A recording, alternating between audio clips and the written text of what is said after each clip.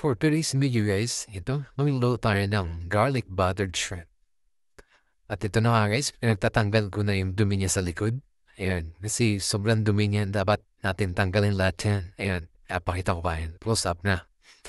Ayan, inisa-isa ko na. Tanggal ko na. Ayan, tapos siguro, isa-chop na rin natin ng onion leaves. Ayan, para sa garnish natin mamaya. Tamang toppings natin yan. Pang-toppings natin. At ito na yung bawang natin guys, garlic. Pinag-chop na rin, yan. Mas maraming bawang guys, mas sarap yan, kaya dagdagan nila.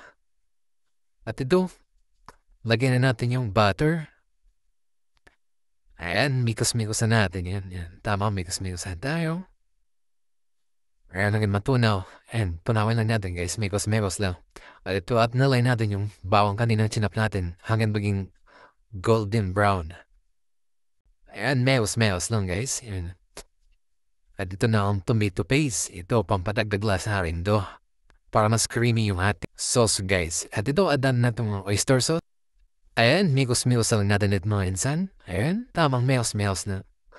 Tsaka itong salt and pepper. Add na natin yan para lalong sumarap itong ating garlic buttered shrimp. Ayan, meos-meos lang natin.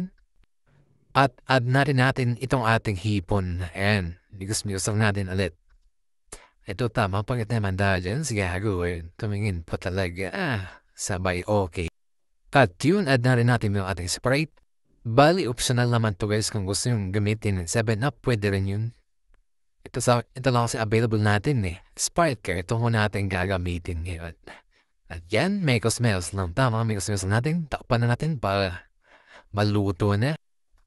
At lagyan na rin natin itong onion leaves para sa toppings natin guys. Ayan. Mekos-mekos na natin ulit. Halo-halo rin lang natin guys. At plating na natin guys. Ayan, lagay na natin sa plato. Ayan. Ayan, i-boost na natin yan. Gandang tingnan no. Ganda ng kulay oh. Sabay thumbs up tayo at okay. Ayan guys, tingnan nyo naman. Napakasarap niyan. Thank you for watching. Babu! Mwah!